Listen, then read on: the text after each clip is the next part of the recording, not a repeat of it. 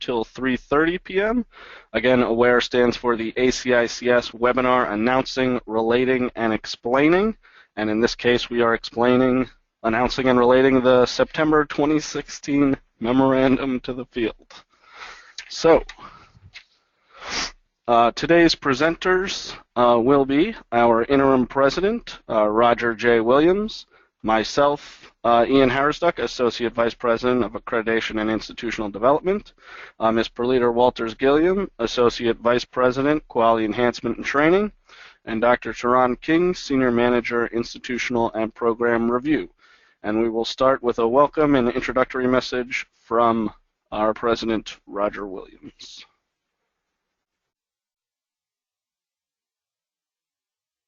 Thank you all for joining us. This is an important session we're having today. We hope that when you complete it, that you will feel that you are confidently moving forward with a number of policy initiatives that have already passed, and also looking closely for the call for comment coming up, of course, and finding yourself, we trust, supportive of the changes that we're proposing.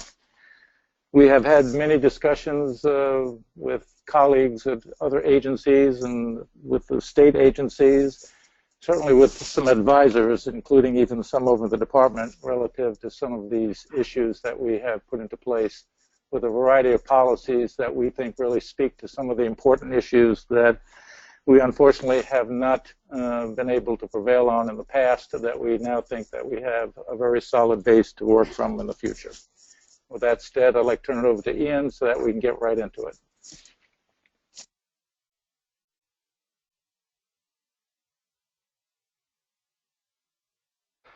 Thank you, Roger. Today's agenda, as I mentioned, will go over the memo to the field. It will basically be in order of the memo. However, we're going to move the for information only portion up. So topic 1 will be the final criteria revisions. Topic 2 will be for information only, which we're putting up front. There's important information in that for all institutions to know. Topic 3 then will be the proposed changes to the accreditation criteria. This include both our regular proposed changes as well as systematic policy changes in topic 3. And then, of course, as always, we will have questions and comments from the field, and we will answer as many as we can of those, and then put up on our website any others that may be worth noting. Again, so please find the memo to the field at www.acics.org.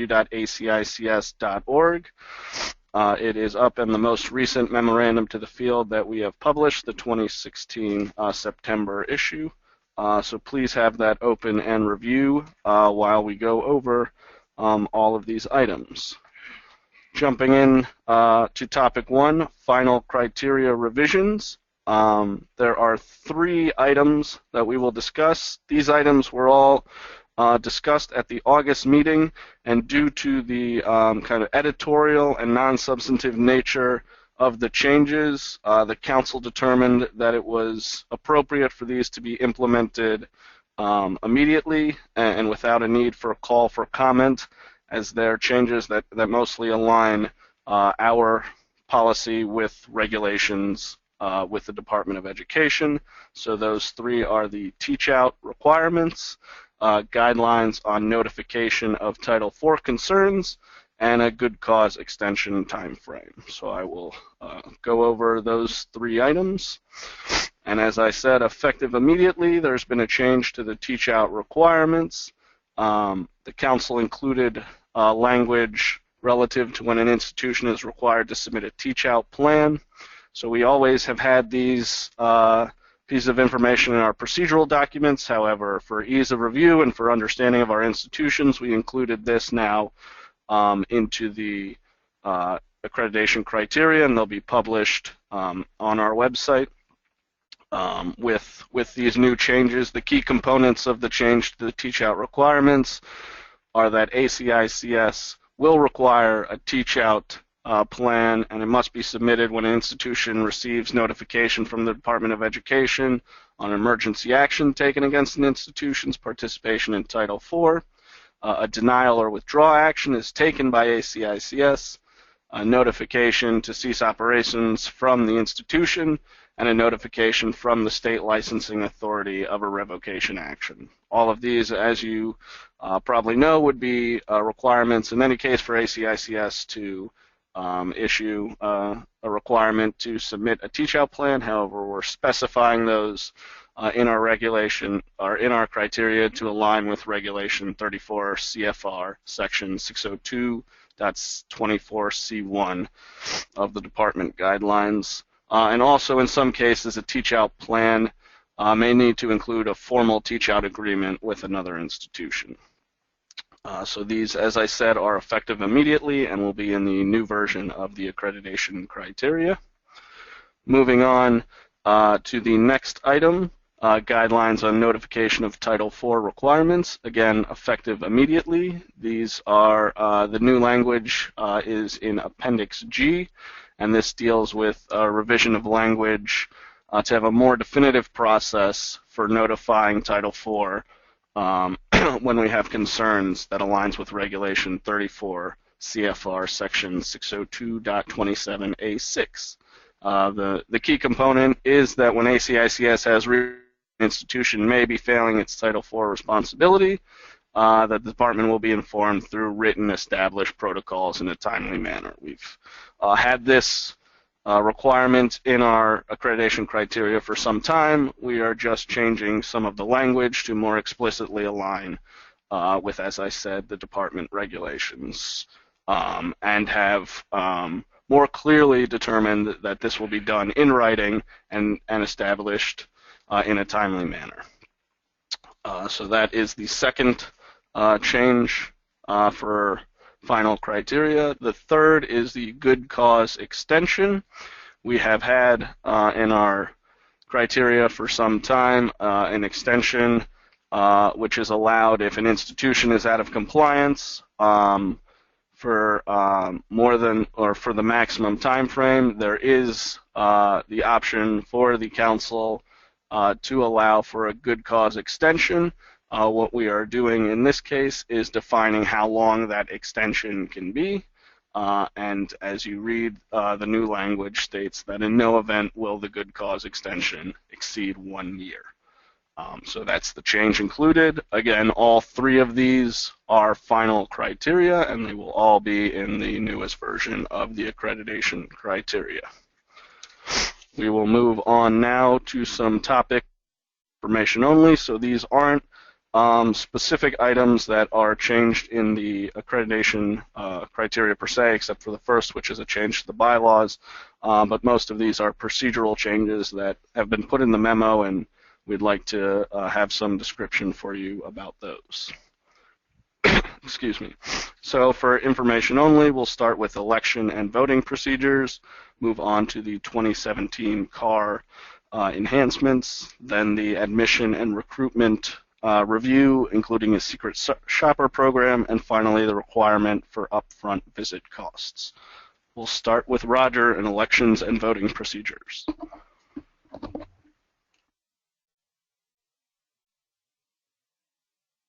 Thank you, Ian. I think we all recognize that a key element of bylaws is that relative to governance, and most important in that context is voting. Prior to this change, we had approximately 861 branches and mains together, both of which were clustered in such a way that designated delegates were based upon a main campus and all the branches associated with it. Now that has been changed so that main campuses only have a designated delegate, which greatly changes, of course, the dynamics in the voting process, and we think certainly more fairly represents the broad cross-section of the membership. And that becomes effective immediately.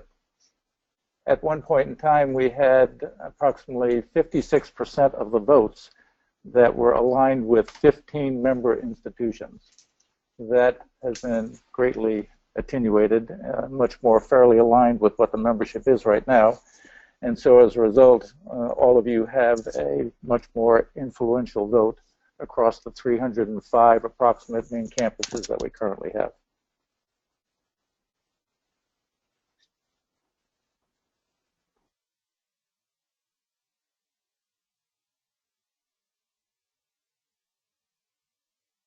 Hi everyone, good afternoon, and thank you for joining us.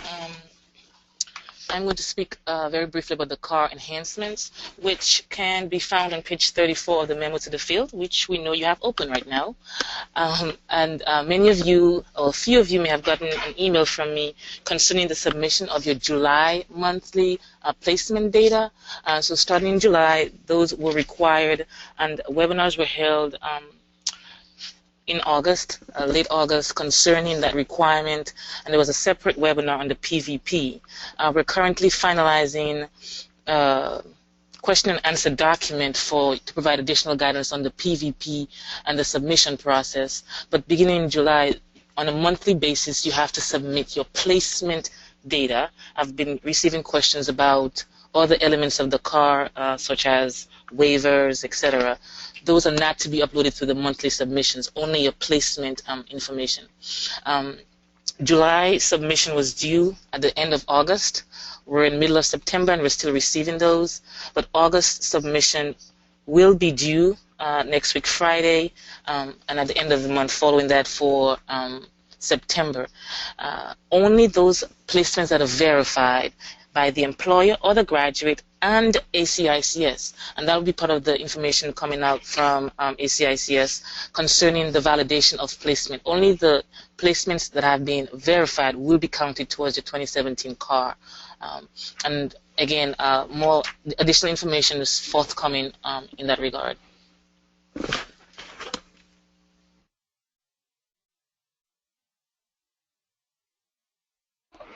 Thank you, per leader.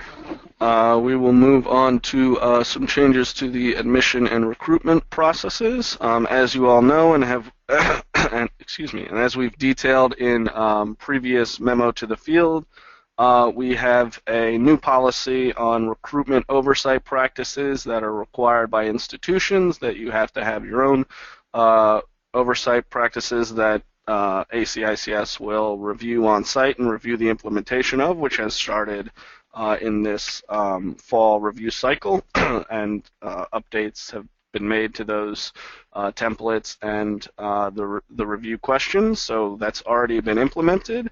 And we also have, as you all know and as we've detailed, an at-risk institution group that reviews a number of different concerns, including, of course, any concerns that would come up from admissions and recruitment. So in conjunction with these two processes, we're also starting an external secret shopper program where we'll use secret shopper agencies that we have coordinated with when we receive information or have reason to believe that inaccurate or misleading information is being used through the recruiting and admissions process. So ACICS will do this through agencies that it determines appropriate, and of course any information gathered from those reviews will be provided to the council, as well as any areas of noncompliance, of course, being sent to the institution if there are any that are determined, and then of course the institution would have the ability to respond to those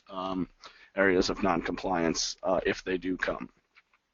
So that would be the change with the admissions and recruitment practices. I'll turn it back over to per leader for another item.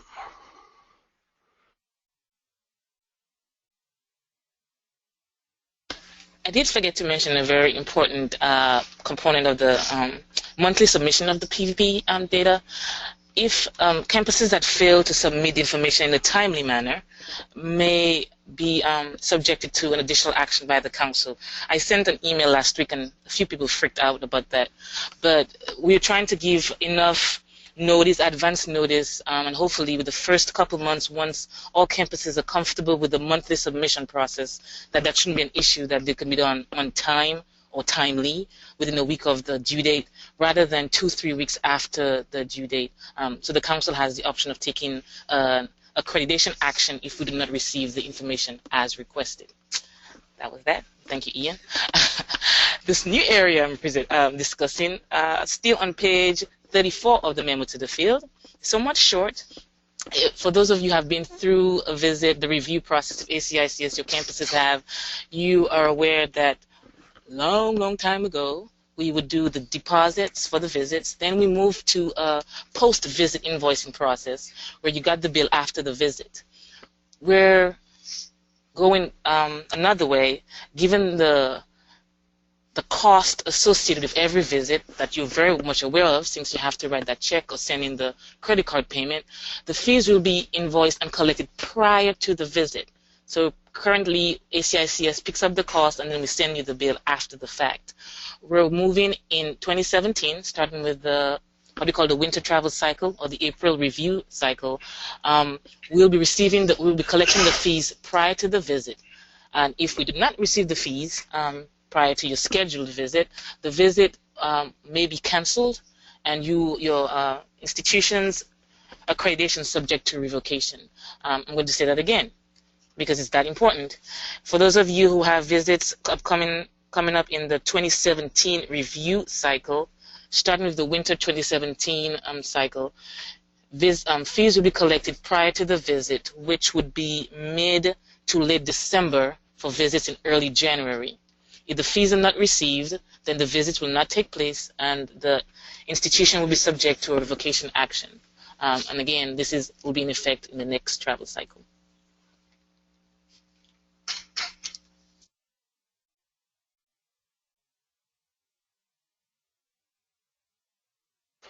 Thank you, per leader. Sorry for the coughing in the background. That's me. I'll try and hold that. We move on to topic 3, which is proposed criteria revisions. So this will be kind of the bulk of the memo to the field. This will be what we are looking for comments. Everything you've heard previous has been final or is just for information only. So these are obviously the actions that, or the proposed criteria revisions that are up for discussion and up for comment, and we certainly encourage any, and we'll tell you how to make those comments at the end of this presentation. Starting with the proposed criteria revisions, we'll go over the council actions and probation standard revision. We'll then move into the CEP and the implementation of an Appendix K. We will then move to CAR procedures and guidelines and Appendix L, a requirement then for Title IV compliance audit. After that, we will go into what we are calling systematic review, or it is the systematic review revisions. These are items that had been on the table and had been discussed either from our 2015 or 2016 systematic review that we are finalizing or looking for comment to then finalize. And these items are basic records, library instructional resources and technology, faculty field preparation, workshop attendance time frame, admissions, transfer credit and catalog disclosures, externship definition, mission statement, and learning site definition. So we'll focus first on the 4 more substantial items, starting with the council action probation standard. I know you have all heard us talk about the council action process a number of times, but we are streamlining this process, and it's dealing with proposed revisions on Section 2-3-100 through Section 2-3-502, and for all of you following along in the memo to the field, it is page 5 and goes on for a couple of pages. So the key components are, we are removing the admonition as a possible action. That will no longer be, or the proposal is that will no longer be an action that the council will issue.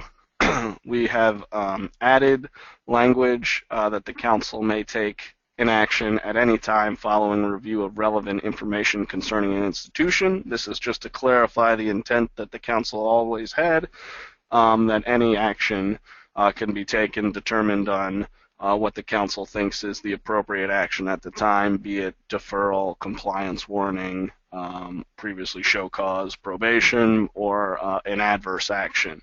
So just clarifying that the council can take any of these actions depending on the information it has and whether it determines that it's the appropriate action based on the information that it has. A large change is that probation order, so the terminology probation will absorb the action of show cause directive, so we will no longer have the terminology show cause directive, but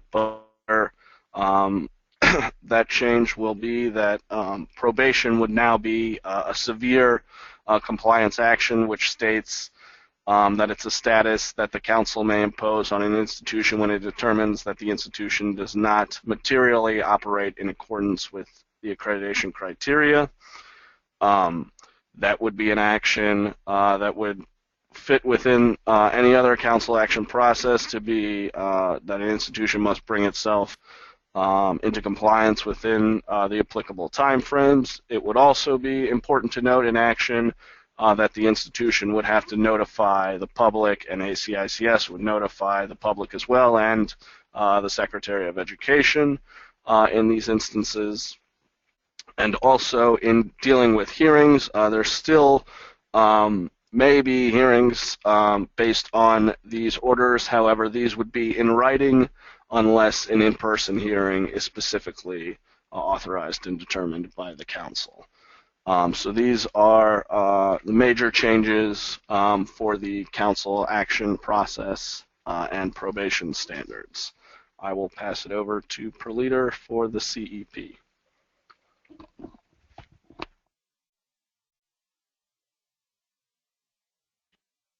I'm even excited about the CEP. Because we've only been talking about this for almost 2 years.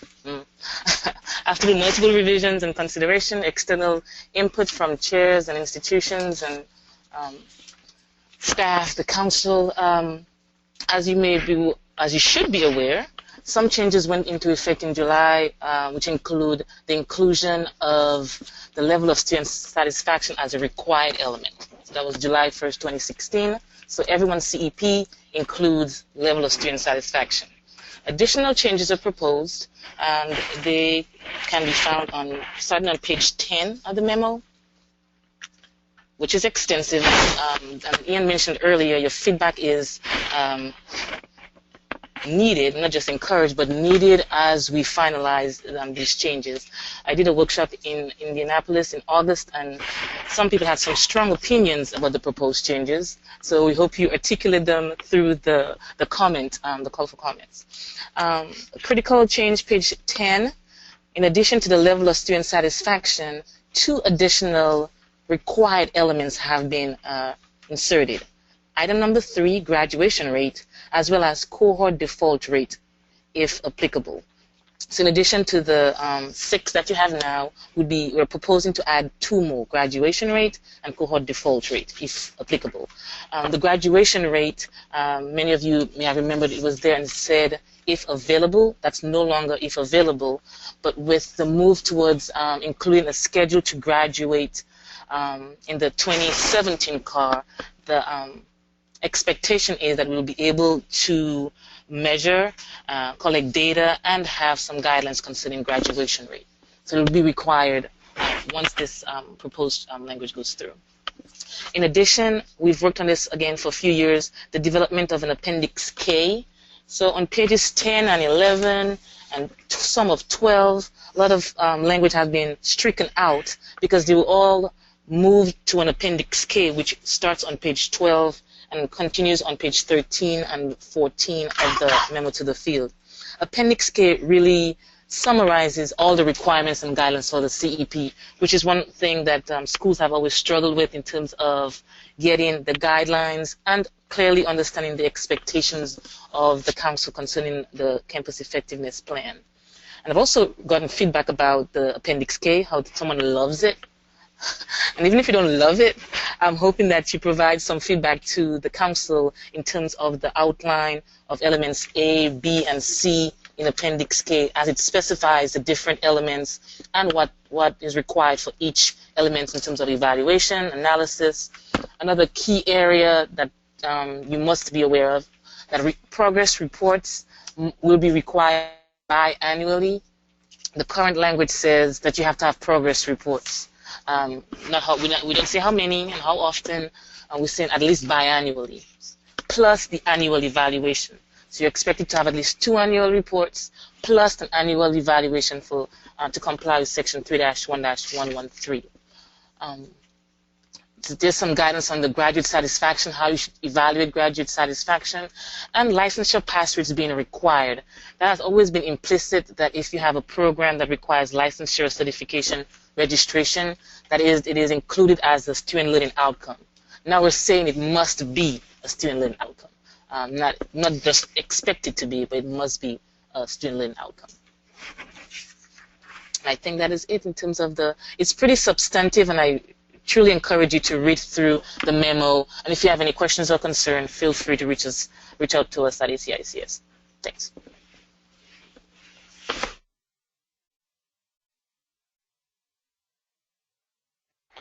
Thank you, per leader. We will now move to another substantive change to our procedures, this dealing with the Campus Accountability Report Procedures and Guidelines, and another appendix, Appendix L. So we propose a number of revisions to a number of sections, including 2-1-809, 2-2-502, 2-2-503, and as I mentioned, a new Appendix L. You can find these changes on pages 14 through 20 of the memo to the field, so they are, as you can tell by the amount of pages, rather extensive. So this will be very important to note and review, and as per leader said, make comments on if you feel that necessary. But we've proposed revisions to the criteria to further define actions that may be taken in relation to student achievement. And we've included, which has been asked for by a number of members of the field, an Appendix L, which will include the important elements of the campus accountability procedures and student achievement rates and guidelines and monitoring statuses. So all that will be included on Appendix L, which again you can find in the memo to the field. So some key components to note through this. One, which has always been included within our process and the student achievement monitoring, is that if a council deems an institution significantly out of compliance relative to the student achievement outcomes, it will take an adverse action. So the change might be that it will take an adverse action, so no longer is there, discretion, but if it determines that it's significantly out of compliance, it will take an action. If you look in the memo, there's not a specific rate that the council has determined at what point it would take that action, but if it determines that it's significantly out of compliance, then it will take an immediate adverse action upon current submission of either a campus and or a program. The next key component is that a program placed on probation status, as mentioned in previously in the council action change, that a program or campus placed on probation status would be required to immediately notify students and the public. We will explain in the next slide when an institution, or excuse me, when a campus or program would be placed on probation. Another key component that you can see in the memo to the field is that when an institution is below council standard, and that would be at any time, specifically even in its current submission, that the campus and or program will be considered out of compliance. So essentially, if you were below 60%, which is the council standard for retention, placement, and licensure pass rates, if applicable for programs, then the institution would be considered out of compliance upon its submission of that data. Furthermore, as we were discussing, a probation order will be issued against any campus or program if that campus or program is material below the council standard, which in the proposal it is determining that 50%. So if you are below 50% in any of these rates, in any of these student achievement indicators, be it placement, retention, and or licensure pass rates, then you would be determined to be on probation, and the campus would have 1 year in order to come back into compliance from that. And then finally, criteria changes. The proposal is that criteria changes would apply to 2016 CAR submission. And just to clarify, excuse me, I'll go back and do that last one because that's important. But just to clarify that for the probation being below 50%, you'd have up to 1 year. So it could be shorter if ACICS or when ACICS receives updated information that an adverse action could be taken prior to that. So you'd have up to 1 year to come back into compliance. And again, as I stated, that these changes, the proposal is that these changes would apply to the 2016 CAR submission. That is the CAR submission being submitted on November 1st and being reviewed by the Council in December. So these are obviously important changes and proposals being made. We expect there may be some questions and comments on these, and we are happy and willing to answer these. But note and please read through the memo to the field, as these are all very important changes that we're making as it relates to student achievement. Excuse me, sorry. Moving on, we have a requirement for Title IV compliance audit. This is a proposed revision to Section 2-1-803. We propose, or the Council proposes, that all institutions participate that participate in the Title IV program must submit their compliance audit along with their AFR. So it's always been a requirement, of course, that all institutions submit their AFR, and then a new requirement will be that for any institution that participates in the Title IV program, that you also include within that submission the Title IV compliance audit. These will then be reviewed by ACICS and, of course, incorporated within our current practice, and perhaps if there are significant concerns within that compliance audit, could be heightened to review by either the at-risk institution group at the ACICS staff level, or, of course, at a council level. A higher action could certainly be taken if these are significant or severe concerns with the compliance audit.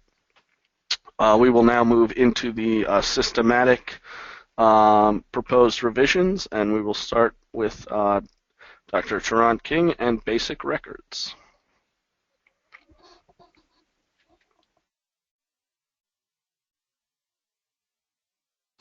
Thanks, Ian. Good afternoon, everybody.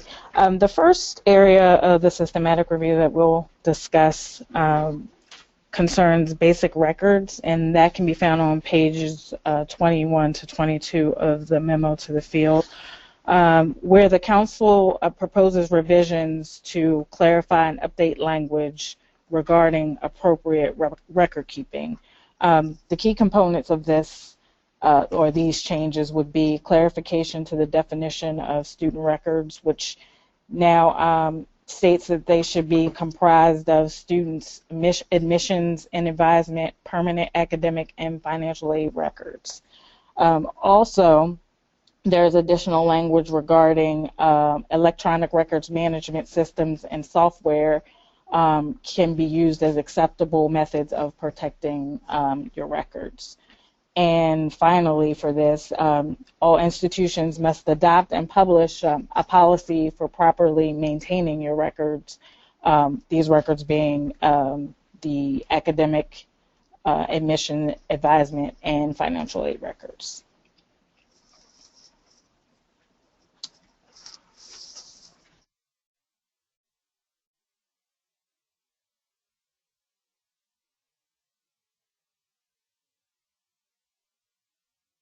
Okay, the next area deals with the library, instructional resources, and technology.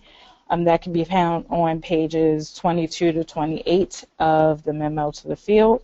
The Council is proposing language changes to ensure resources lead to academic success and also address requirements when institutions utilize online library resources. Some of the key components of the revisions are institutions are now required to provide students with up-to-date means to access these resources.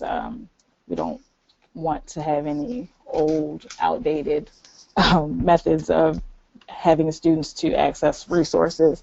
The next is continuous assessment strategies must now include faculty and staff. And finally, you must have a physical space to allow for student access to libraries if you are a residential campus.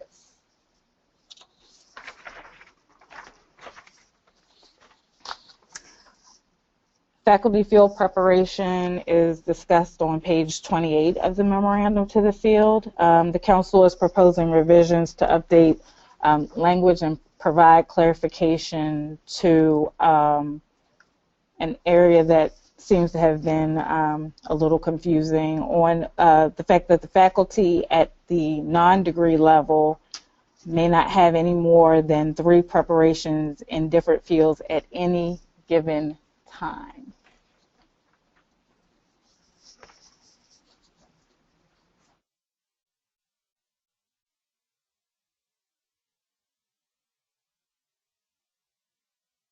And I'll pass it off to Perlita for her next area.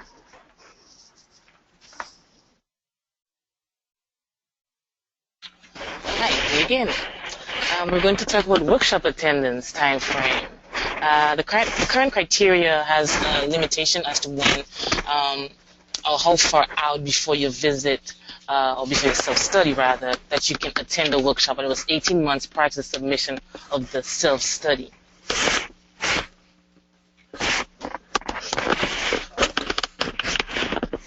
Sorry about that if you heard anything besides my voice. I was not speaking in my paper bag. So the revision is hopefully will help schools based on the scheduling of our workshops. So instead of 18 months prior to the submission of your self-study, the revision says that it's 18 months prior to the evaluation visit materials, which would be the update report, would be the last set of visit materials. So 18 months up until that time. And just for your information, the next workshop will be in March. The calendar has not yet been published, but the next renewal workshop will be in March 2017. So that's that change.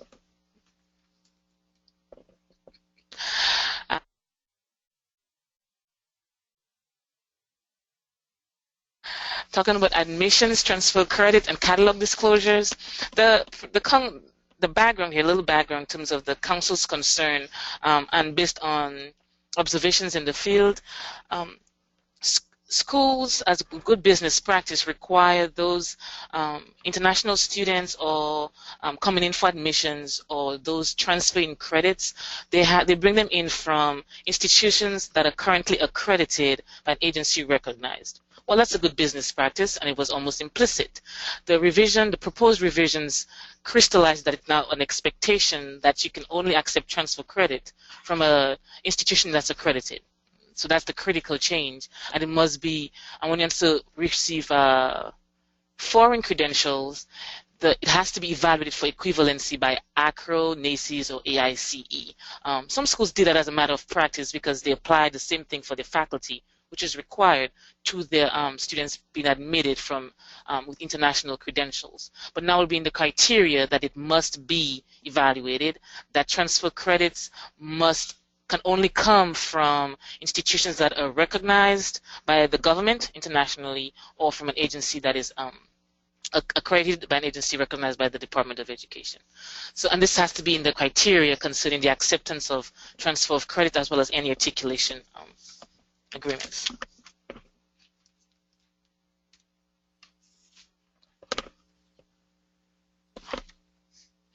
And then finally, I think, extension definition.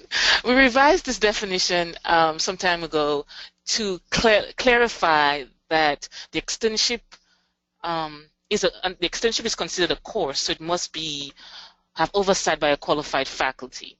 Well, the language revision was not clear with that intent, so we made an additional revision so that it's once and for all clear that the practical experience must be under the supervision of a qualified faculty member. It currently reads as though the agreement must be under the supervision of the qualified faculty member, and that's not the idea.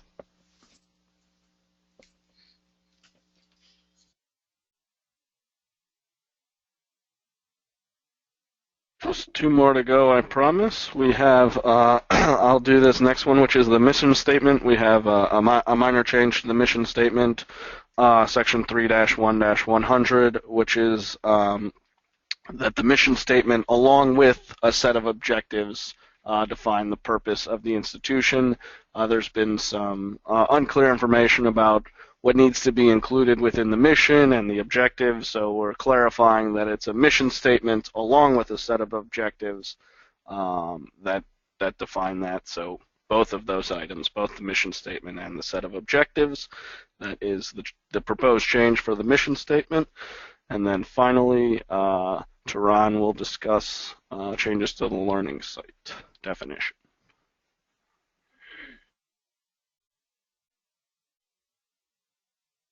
All right, last but certainly not least, the learning site proposed revisions set clear distance parameters on learning sites, which are being proposed that require location within a 5-mile radius of the managing campus, and any learning sites located more than 5 miles from the managing campus are used for delivery of distance education, or other arrangements must be approved on a case-by-case basis, which is significantly different from the current language for learning sites as far as distance is concerned.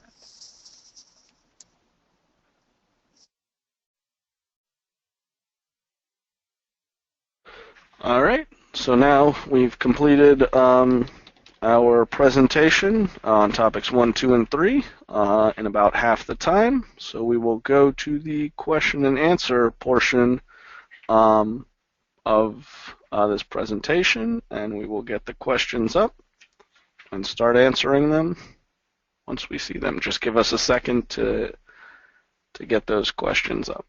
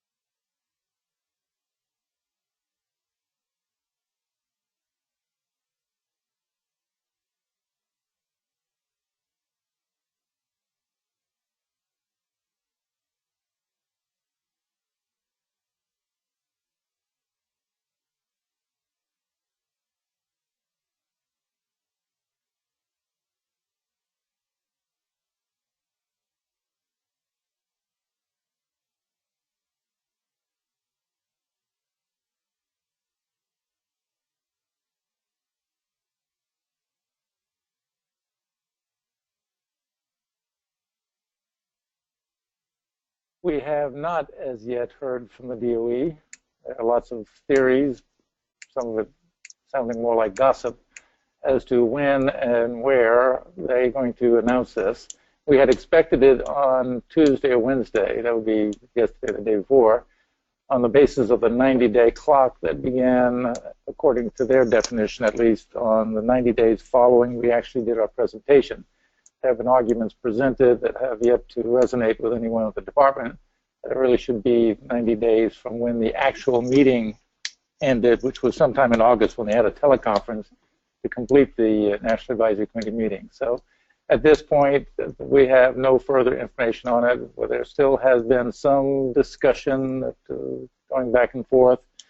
The appeal process, if we get a denial, we will obviously and very quickly submit an appeal of that decision to the Secretary of Education, and then we have 30 days from the date of when we put in the appeal to actually provide a updated petition, a brief, to them as to why we think the decision should be set aside. And that can take the Secretary as long or as short a period as he likes. I think that's probably all I can say that I have some clear picture on at this point.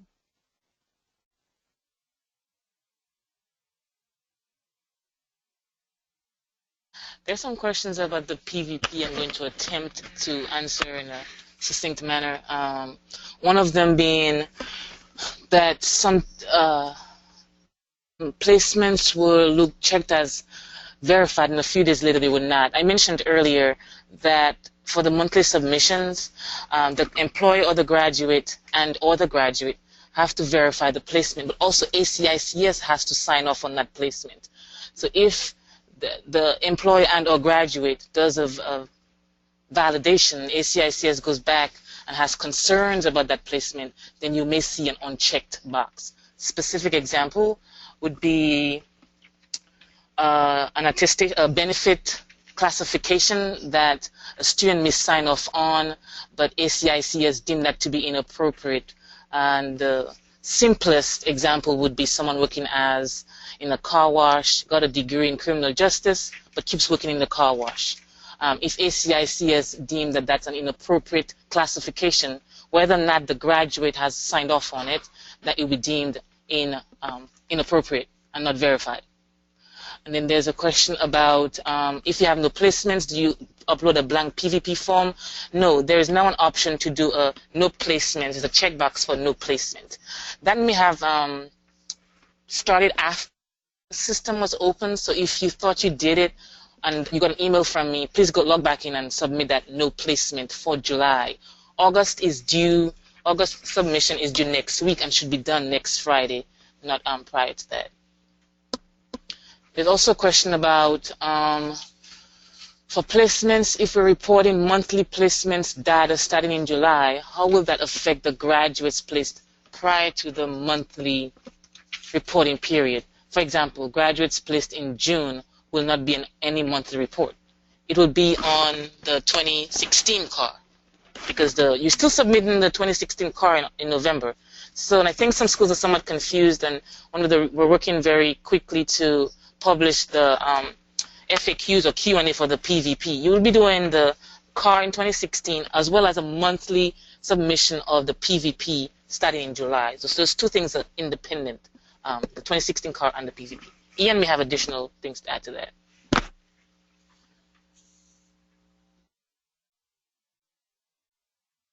Yes, thank you, Per Leader. So obviously we've started this new monthly PVP process this time starting in July 2016. So the expectation is that any placements you have, regardless of what CAR they are in, whether they're in the 2016 CAR or the 2017 CAR, that those will be uploaded into the PVP system based on the placement date. And again, the placement date should be the date that the student or the graduate received employment. However, in some cases, it may be the date that the institution determined that the graduate received employment, if the institution hadn't figured out in time that the student or the graduate had employment, or if there's some other reason why they didn't have the employment date up front. Also, for those that are by benefit or those that had existing employment, the placement date would typically be the graduation date, since the student would then be considered a graduate and then placed in their existing employment. If, as Per Leader said, if that is an appropriate placement,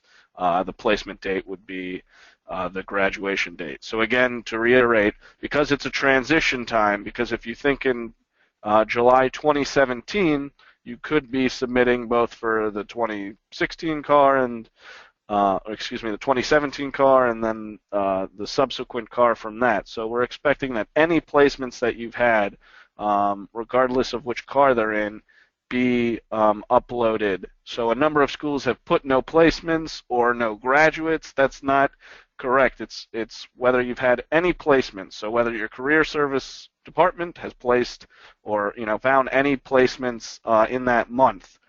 Obviously, it'd be July. The upcoming one is for August. So if any students have been determined as placed in August, you're required to upload those.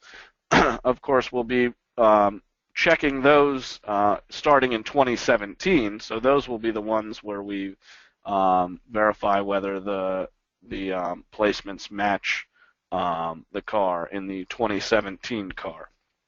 But that hopefully explains, and as per leader said, we'll have additional documentation to clarify that coming on our website.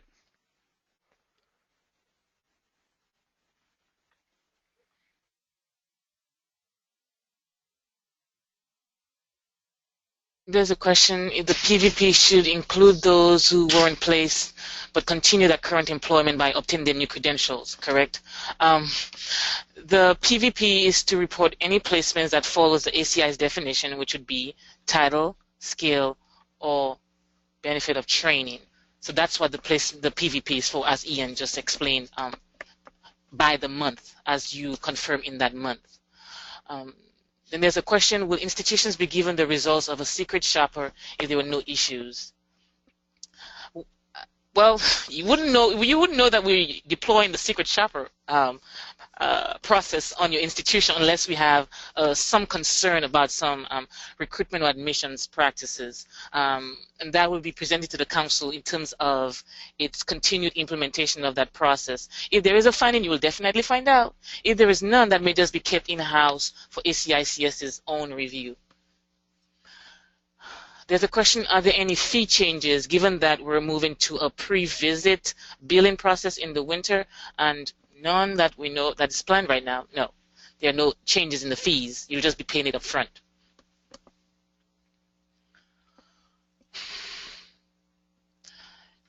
There's a question, what is the formula for graduation rate? Ian will take that one with Roger.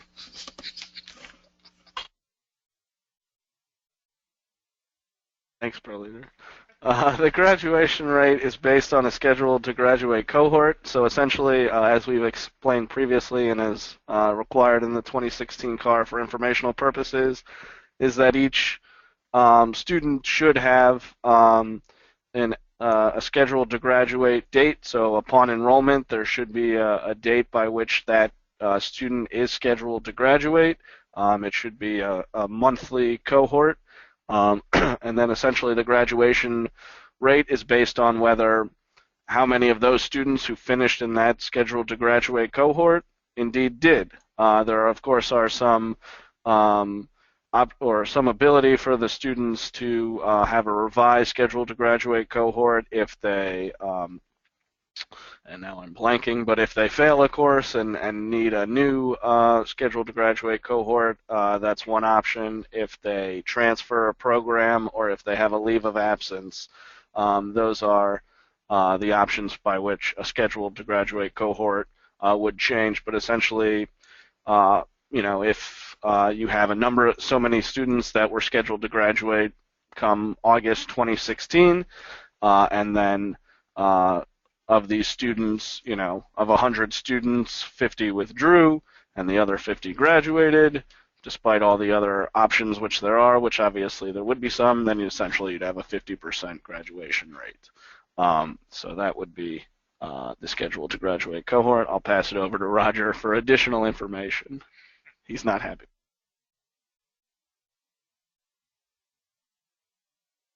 I'm incredibly happy.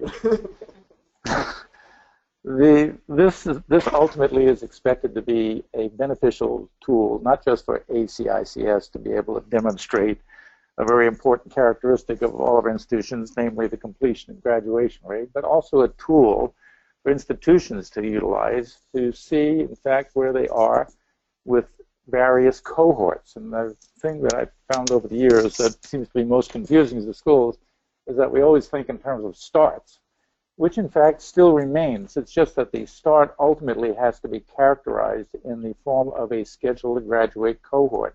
And the sooner you start to build those, which is to say to capture all of those students for any start that then is characterized in terms of what is their scheduled month and year, 6 months, 8 months, 3 years, whenever into the future.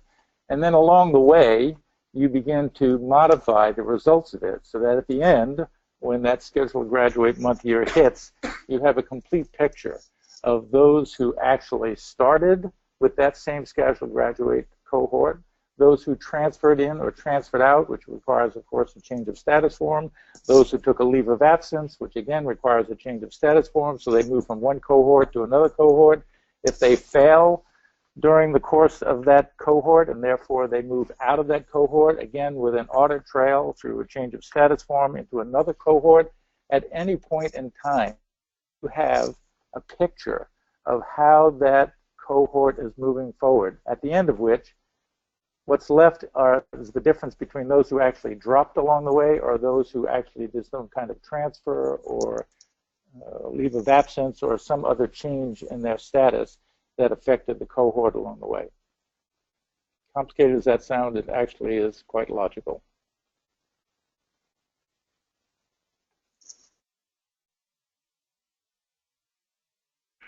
There's a question about good cause extension applied to programs that may have been out of compliance in regards to placement. You can not expect that a good cause extension would be considered. The question then goes on to ask what would be the process for requesting it. It's not a process by which the institution requests. It's a process by which the council grants, and it hasn't been done since I've been here, and it happens very infrequently, so there shouldn't be any expectation that a good cause extension will occur or occur in any kind of en masse, so there should be no expectation of that. However, the change was a specific requirement by the department that there needed to be a time frame by which the good cause extension could be in, and that's why we've included that it can happen. In no event would it exceed 12 months.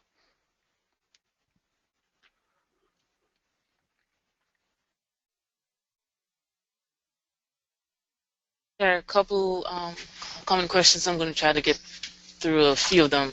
The first one being about employer satisfaction. In the proposed Appendix K, page 13 says that level of current student satisfaction, graduate satisfaction, employer satisfaction must be reported at least twice a year. The proposal doesn't clarify if it's at the program level, etc. The question is, what if the program only graduates students once a year? I'm assuming that this is at the program level. So that might be something to share with us through the comments, the call for comments survey, so that we can incorporate that or consider that when we finalize the changes for the council's consideration. Remember, this is proposed, this is not final. For those institutions who have already published the 16-17 CEP, are we required to add these new requirements? As I said, these are proposed. What's final is the inclusion of student satisfaction as a required element, and that went into effect on July 1, 2016. So that's required. What we just talked about, the Appendix K and graduation rate, that's all proposed. So it's not final yet. There's a question about for those, if someone attended the workshop 18 months prior to the self-study rather than the update, will that be satisfy the criteria? Again, that criterion is proposed, it's not final, and more than likely once it becomes final, there has to be a date for implementation. Is it effective immediately, or for those who already attended the workshop for the 2017 review cycle, would we honor the efforts in meeting the current criterion of 18 months prior to the self-study? That's why. And there's a question about learning side that Tehran is going to take.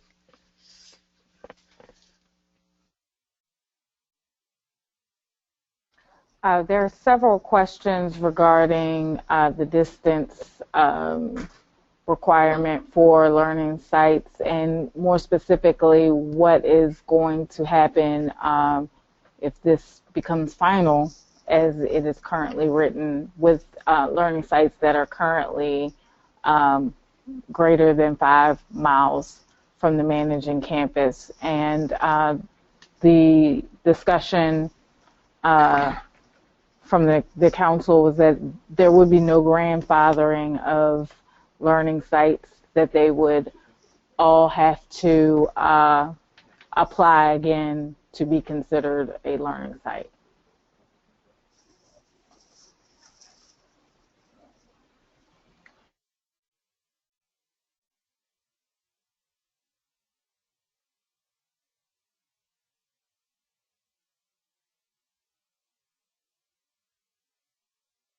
There's a question about the review and consideration of programs that are less than 300 short-term programs. Do we have to provide data on them, and do we have to include them in the CEP and CAR? It has been previously, campuses can offer short-term program as non-credit short-term, and there's a process for that if you want to be considered as part of your 90-10. Schools have been doing it for workforce development and for other groups for a while. But most recently, there's been a concern that these short programs have actual career objectives. CNA is a common one, phlebotomy, PCT. They may be less than 300 hours, but they have tangible career objectives. They have a licensure requirement, and there's a career outcome. Students have to get a job. So ACICS is in the process of implementing. We've started it last cycle of including those in our review, because states are asking, well, this is not included in the accreditation, so they and they have schools have run into issues at the state level, even the federal level, concerning those short programs and the inclusion in the accreditation status. Because as you know, when your original letter does not include the short programs, and they may not even be on your team report. Now they're included on the team report. They're being evaluated, and you should be reporting data and included in your CEP if those short programs have a clear career outcome. And that's critical, because there's a licensure requirement. They have to sit for the CNA license.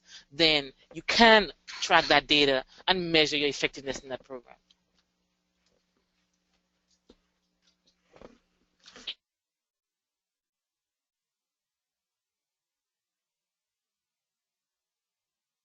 On the issue relative to the licensure program, particularly in the case of nursing, it's a good point that's made. There are students that can't take the exam because of some backlog, state agencies, and I've seen it go for months and months as well.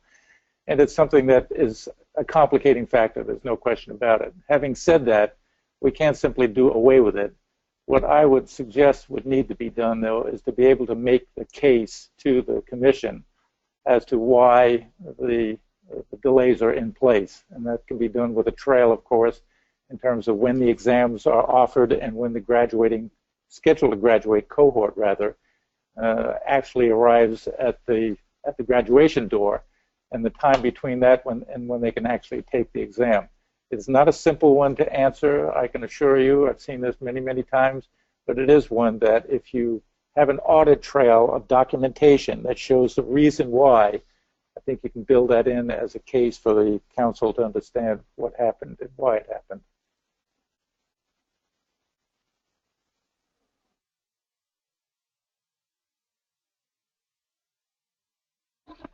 On that note, there's a similar, not similar, but another question about how programs with less than 10 students are going to be evaluated for retention and placement, benchmarks, and compliance purposes. We can tell you that is on the agenda to be discussed in December at the council meeting. Right now, it still holds that those programs with less than 10 students would still be held accountable to the same standards as any other.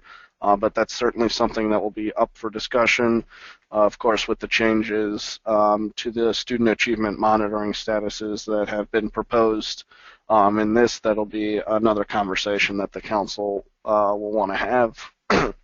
I'm answering, there's another question that I'll quickly answer about whether there'll be a graduation rate or completion rate standard. You can expect that to eventually come. However, in 2016, we're gathering that information for informational purposes based on that scheduled to graduate cohort, and then we'll review that data, and you can expect that there will be, following that, a graduation and or completion rate standard. So that will be coming in the future. I think Tehran has another question. I see a few questions regarding the publishing of policy for housing student records. Please keep in mind that these are proposed, so they're not yet in effect and available for your comment on on the memorandum to the field. So if you have suggestions or questions that you think may help when the council reconvenes in December, please complete that form. But these are not currently being enforced. These are just proposed criteria.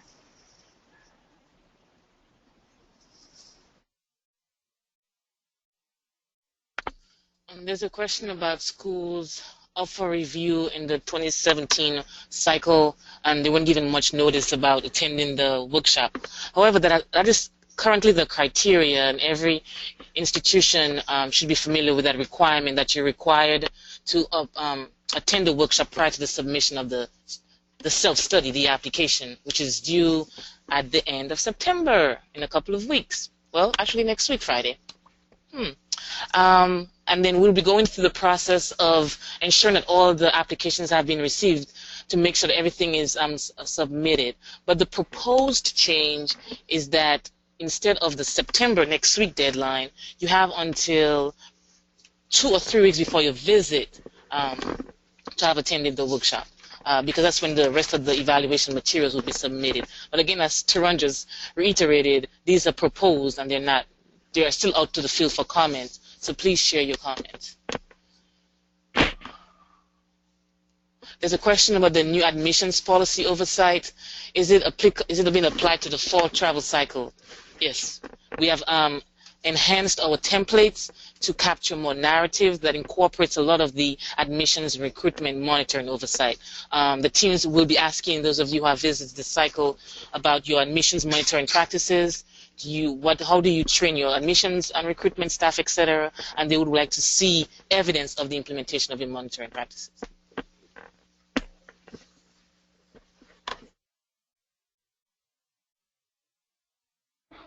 Thanks, Per Leader. Dealing with student achievement review and monitoring statuses, there's a question that it notes that on page 17 of the memo to the field that the campus and program student achievement elements state that they're effective 2013, and does this stay, or is 2016 CAR the first year? To clarify, that the effective 2013 reporting year is the standard itself. That's the 60% threshold. That the council standard is 60%.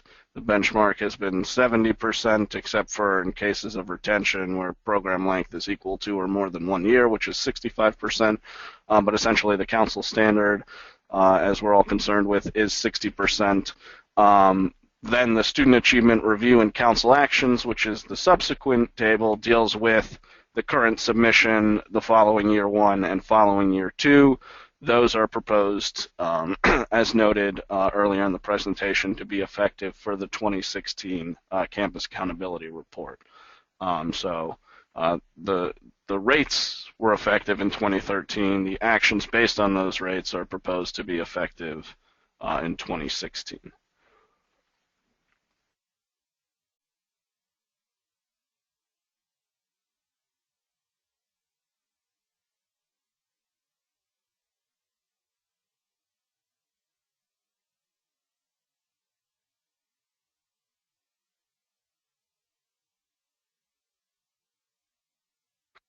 I see another one based on the PVP verification process about that ACICS will try 2 times. Actually, we'll try 3 times to both the graduate and employer. And following that, the institution will be allowed the opportunity to submit that graduate in a subsequent month with another attempt for 3 times for the graduate an employer. So that would essentially be 6 times that the graduate employer will be, requested to verify the placement. And as Per Leader said, we'll be expecting verification from either the graduate or the employer, and then ACICS will review those placements as well. So that's the expectation for the PVP. Per Leader has another answer. I don't have another answer. a supplement to Ian's response. I've been feeling a few of these questions myself. It's important. Schools have said, well, we contacted the employer or the graduates, and the email address that we gave you previously is incorrect. So it's important, it's critical that when you obtain the information from the graduate and or the employer, that you have an email address that's functional. As soon as you upload the PVP, the email gets sent automatically from the system. And I think IT confirmed that it's not being spam, so it wouldn't come up as a spam email, but it gets sent automatically. So you want to make sure that email address is functional. There's no firewall. For some employers, there are firewalls. If that's the case, like for a hospital or some other secure area, probably you can get the employer's personal email address, but it has to be a functional email address because that email is immediate. And your resubmission of the data may cause issues, because then everyone on that spreadsheet will get another round of emails, and we're trying to avoid it as much as possible. So it's important that the information is current when you complete and upload the PVP. Someone said, we have employers and graduates who say they're not receiving the emails. At what point will ACICS start calling? We're not calling them. We're not calling them if they don't verify at all. We're calling if they say, call me. And that's an option that they have to say, call me. But we won't call them if there's no response. It's your responsibility to ensure, like I just said, that the information, the email address is a functional email address. So we have it on a record in writing from the graduate or the employer that, yes, this person was placed as at their establishment.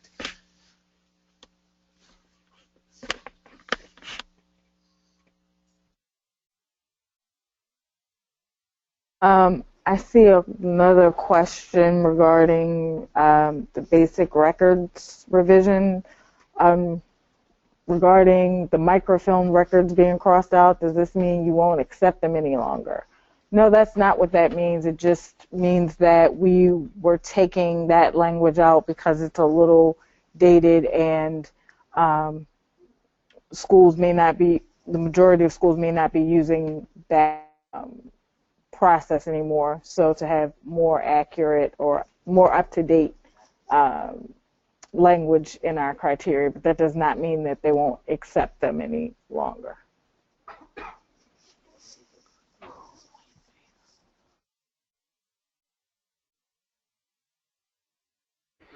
I'll answer another PVP question. We seem to not be able to get out of that, and we have about 15 minutes left in this, so we'll, again, try and get through all the questions we have. There was one question about that if we're still learning of placements now that were placed in July, where do we report them? Again, as I said, the placement date would either be the date that the graduate was or the date that the institution determined employment. So in this case, it sounds like you determine employment after July, so you can report them in the next upcoming spreadsheet if you found out in August, and you can submit them in the August spreadsheet for which is due at the end of September. So again, it's not that the expectation is that every single student that was placed in July, though we do have the expectation that you would know that, but in some cases we understand that you may learn that information afterwards, and in that case you would determine that the placement date is when the institution found out about the placement, and that's when you would upload the information. But obviously you'll want to do it sooner rather than later. One of the advantages of the PVP is that we have this information fresh and able to be confirmed quickly, so that's an advantage of confirming placement for both you and for us, that it's a recent employment, and the graduate and employer would be able to confirm much more easily, being that it's a newer placement.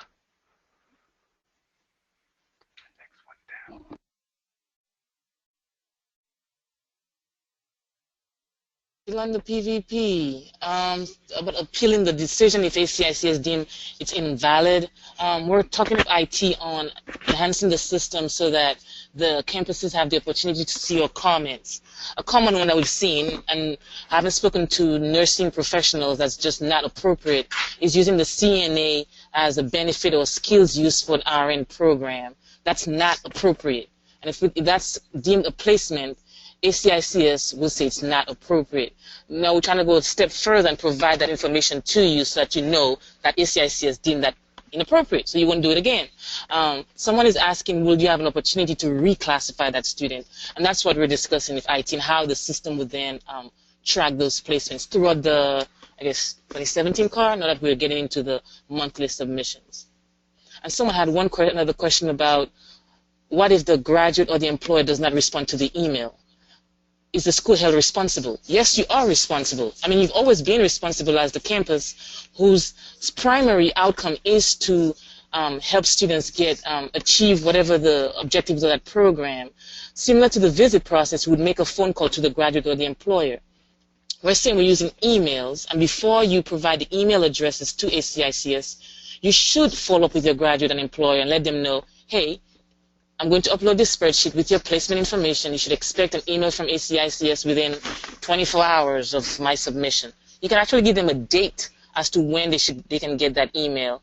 It's that real time. So it's important that you're expected to maintain relationships with your graduates and employers. That's throughout the criteria, and that's one of the critical areas in terms of student outcomes, student achievement area that's critical for your oversight.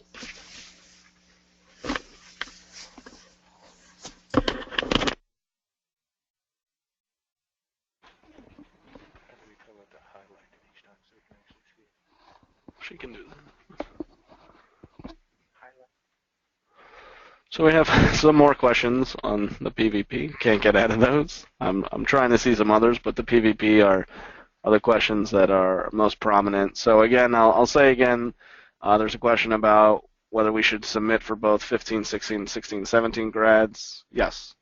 So it's about when they were placed, not about what car they're on. Because think again, in subsequent cars, you'll be doing both placements. Our system will determine what car they're on. That's why you're putting the graduation date in there, a cohort date, so that it will determine. Again, it's not by graduation; it's by placement. So just note that moving forward, that those are the placements that we'll be reviewing. I'll see if I can get something else. That's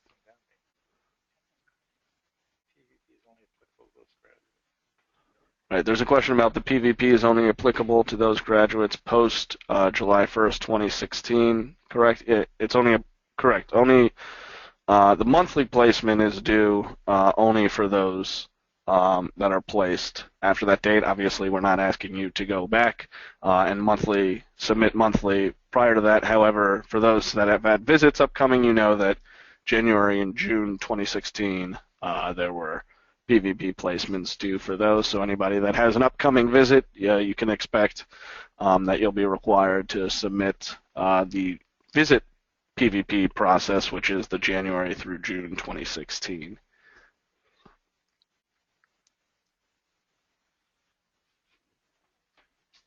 There's a quick question about whether you'll have a copy of the slides. I'll just reiterate something we say each AWARE webinar. We will put the presentation as well as the audio on our website, and this will be available for review. So you'll have that information up for review. We'll go over to ProLeader. There's a transfer of credit question about the proposed change to the policy. Will schools only be permitted to offer transfer credit for courses taken at other educational institutions? The proposal is that any transfer of credit will have to come from an institution that's accredited. And how would this apply to schools that offer credit for professional certification of courses that are recommended by ACE for credit? So for transfer of credit, there has to be from an accredited institution. And there's also a question about the definition of externship as it relates to having a qualified faculty member. Students who do the externships outside of school, such as at hospitals, medical offices, must be monitored by an institutional faculty. The externship is considered a course, so there has to be a faculty on the course giving the grade. The hospital doesn't give the grade. There's an externship coordinator, there's a supervisor, but a faculty member is responsible for giving the final grade. So that individual has to have some oversight of the coursework the interaction of the students on site, their performance at the externship site as well.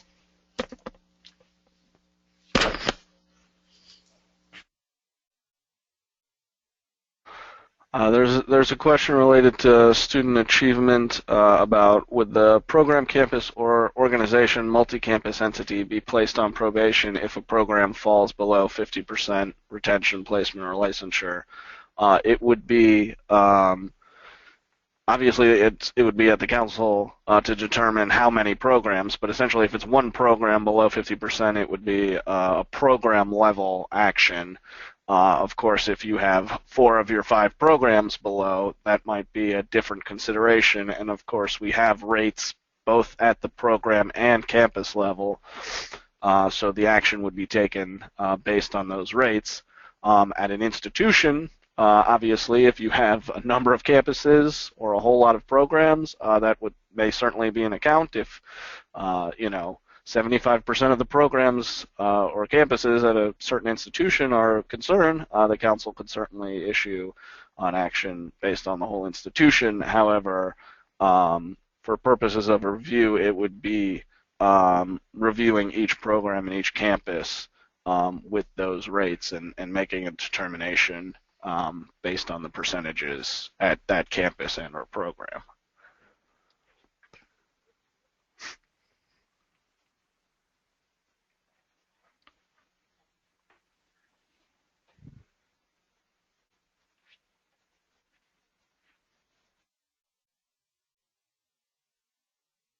Might as well keep answering the PVV questions until 3:30. We have 5 more minutes. There's a question about some employers do not have an email address. What will you do? We'll call the graduate. You have to have an email address for at least one of the 2 parties, the graduate or the employer. Both would be ideal because then you could get two verification or 2 parties verifying the graduate and the employer. But the emails will be sent to the graduate and the employer. So if the employer doesn't have email address, I hope the graduates have an email address. How do you do your follow-up studies on your graduate employer satisfaction if you have no email addresses? How do you communicate with those individuals after they leave your campus? There's something about will we take a hit if the employer doesn't feel comfortable sharing their personal email address. Again, hopefully you have the graduate contact information, the email address, so we can send that confirmation to them. Because hopefully you're confirming that employment with the graduate and or the employer. You have to evaluate level of graduate satisfaction in your CEP and employer satisfaction in your CEP. So there has to be some way to communicate with these individuals to collect data. So the expectation is that you have the email addresses.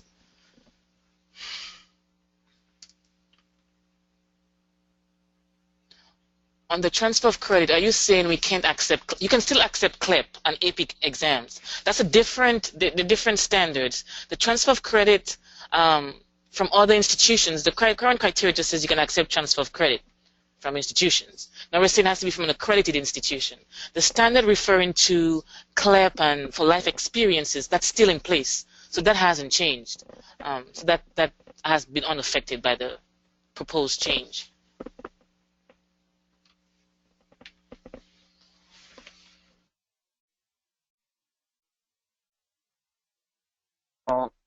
Sorry, we're running out of time. I'll try and answer a few more, and then I will go through the rest of the presentation to show you how to comment. So there's a couple questions about the Secret Shopper program. Will this be done in addition to random inspections of I assume by ACICS? Yes, and there's another question about the at-risk institution group. That is a staff level group that reviews all our institutions continuously to determine whether there are any at-risk measures based on student achievement, complaints or external adverse information, financial information. So the at-risk institution group reviews this information and takes the appropriate investigations, which may be, as some schools know, an unannounced visit. It may be, if it's an admissions or recruitment issue, obviously another option now will be the Secret Shopper program, that it may, we may utilize the Secret Shopper and then, of course, provide information back if there are any concerns about that. So there are a number of different options that ACICS will utilize based on what information it has for any institution it deems to be at risk. I thought I saw another one, but I think our leader's got one more she wants to get to before we're done. There's an extensive question that I can get to in 30 seconds. Extensive coordinators considered a member of faculty and staff. No. If your extensive coordinator is an administrative staff member, they wouldn't be qualified to oversee the externship. The person with oversight of the externship or assigned to the externship course must be a faculty, because an externship is an academic course. It can be an administrative staff member who coordinates the sites, has to be assigned to a faculty member. That's it. Ian's going to wrap it up. I feel like answering one more question. So there's student achievement. There's a question about student achievement on websites now. Should be data from 2014, 2015. You all may have received notice, or will soon if you haven't, that yes, we're expecting that right now you have the 2014, 2015 CAR on your websites. It should. The easiest way to do that is to include the final report, the final CAR report, which includes all your campus level and program level retention, placement, and licensure pass rates. So yes, please put those on your website, and we're going to be issuing letters for those that don't have that, since we've done a review of all that, and you can expect that coming in the next week if you haven't already received it. And then the question was, once we submit the 2016 CAR, is the expectation that we put that on there? And yes, that is the expectation, that once you've submitted that, you've approved your preliminary report, you have the final CAR report, then the expectation is that you place that information up on your website following November 1st, 2016.